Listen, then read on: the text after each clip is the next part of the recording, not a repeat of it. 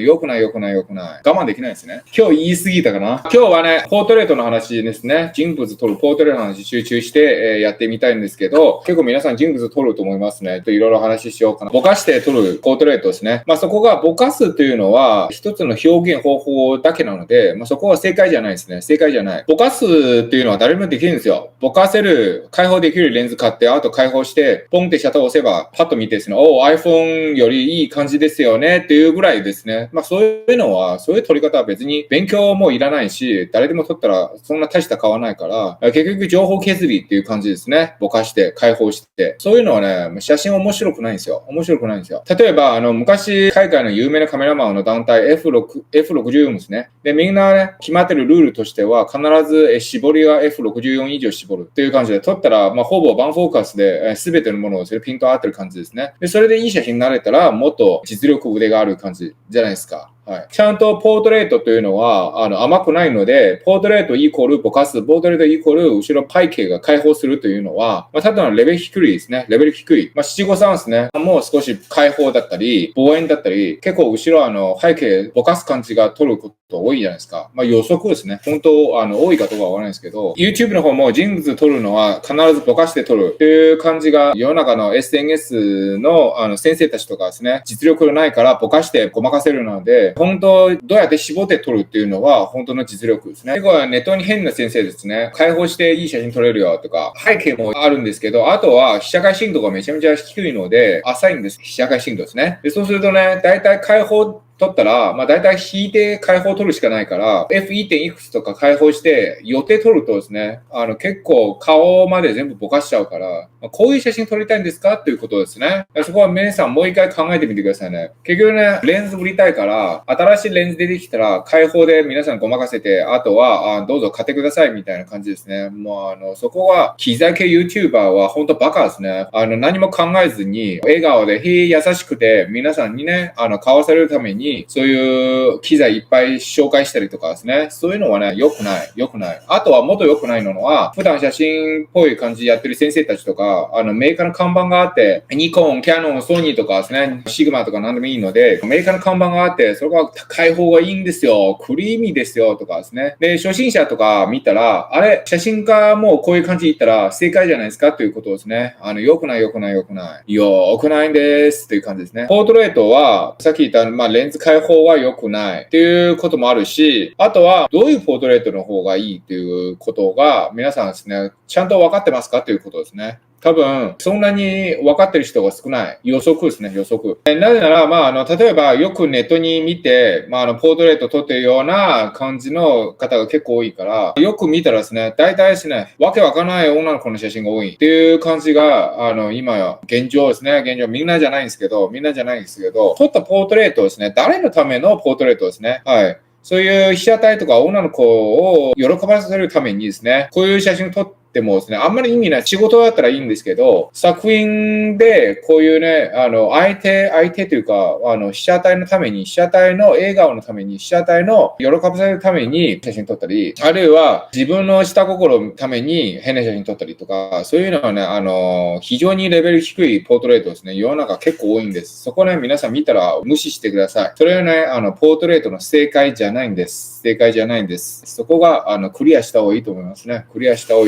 あとは、ポートレートと言っても、背景の中でポートレート挟むって感じですね。例えば、桜のポートレートとか、電車とのポートレートとか、東京タワーとのポートレートとか、背景ありきでポートレートを撮るというのは、私から見るともったいないですね。背景というのは、背景だけでいいので、別にね、わざわざ無理やりポートレートを挟むというのは、両方撮れないという感じですね。はい、両方撮れない。背景もしっかり撮れないし、ちゃんと人物も撮れないから、よく意味わからない写真になりやすいんですね。で、結構例えば七五三の方でも、ポートレートの時は桜とかもみじとか入るということはあるんですけど、なるべくね、人物の中心で、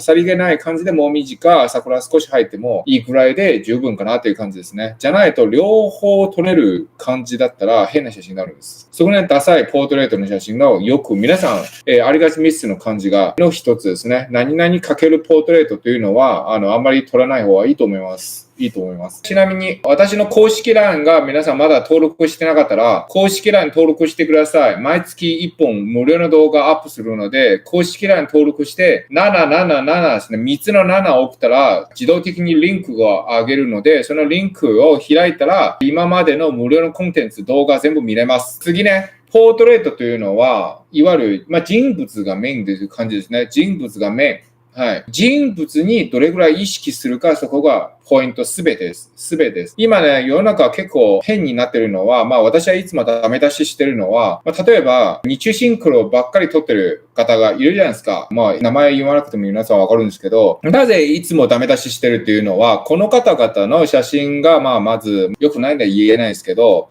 ポートレートとは言えないんですね。多くても日中シンクロの練習写真みたいな感じなので、背景も何も考慮してないし、ポートレートも考慮してないし、人物も何も考慮してないから、ただストロボを飛ばせるみたいな感じの写真で、それでメーカーが取り入れて先生みたいな感じで、セミナーとかやってるっていうのは、他の人から見ると日本はおかしいですね。日本の写真業界はおかしいですね。笑っちゃうんですね。もう一つは、私のいつもダメ出ししてるのは、人物の写真は言ってるんですけど、人物以外ですね、華やかな服とか、花とかいっぱい後ろ背景ごちゃごちゃして、で、人物は変な古っぽいメイクとか、安っぽいポーズとか、そういうしてる大先生がいるから、大丈夫かということですね。こんな写真、他の国の方とワールドワイド見たら、もう子供っぽい感じで写真になっちゃうので、それでいっぱいですね、ファミリーみたいな方がいて、それで似たような写真ですね、撮っちゃうっていうのは、表現として一つは存在する意味があるんですけど、その以外は何も大した意味ないから、でそういうね、ちゃんと今情報溢れる状態で、皆さんいろんな情報を見てるから、本当は正しいかどうかは、本当は自分に合ってるかどうかは、ちゃんと自分の目で見て、頭考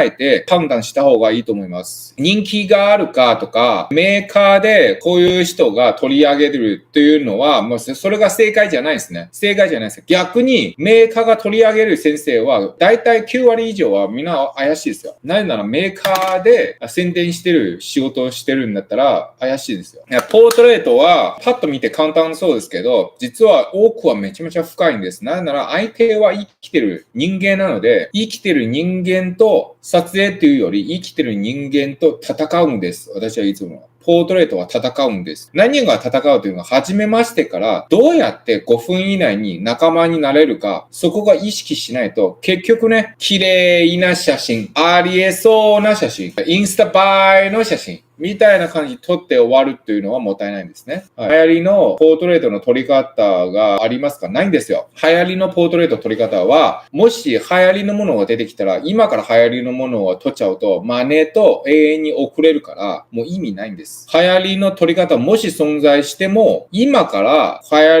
りの撮り方をもう一回撮ってもですね、ただただ真似するだけ、ただただトレンドに遅れる、一歩遅れるだけなので、やっても意味ない。それね、ばっかり意識すると永遠にナンバー2ですね。もう永遠に流行りの真似ばっかりやっちゃうから、私はおすすめしないです。じゃあ、ありますで、こういう感じですって言ってもですね、何も意味ないから、流行りのものは必ず流行りがなくなるので、来年は多分違う流行りが出てくるんですね。それをすると、また来年の流行りで真似ですかっていうことですね。やな方がいいです。流行りのものを意識するというのは、自分の写真ですね、自信がない。自信がある方は、流行りがどうかどうでもいいんですよ。自分好きなものを撮っちゃえばいい。それだけです。とりあえず撮る。とりあえず背景ぼかすというのは、遊ばれるような感じですね。写真見たらわかるんですね。何も努力しない。もしくは何も考えてない。すぐ一発でわかる。そういうのをね、皆さんね、結構分かってないんですね。なぜ分かってないというのは、世の中、本当のポートレート撮り方とか誰も発信してない。機材、日中シンクロ、後ろの花。そういう写真ばっかりなので、もう皆さんのせいじゃないんですよ。ああいう先生たちのせいですね。先生は悪いんです。ああいうね、人気な大先生が悪いから、こんな状況になってるので、しょうもない、しょうがない、情けないっていう感じがあるから、我慢できないですね。今日言い過ぎたかな？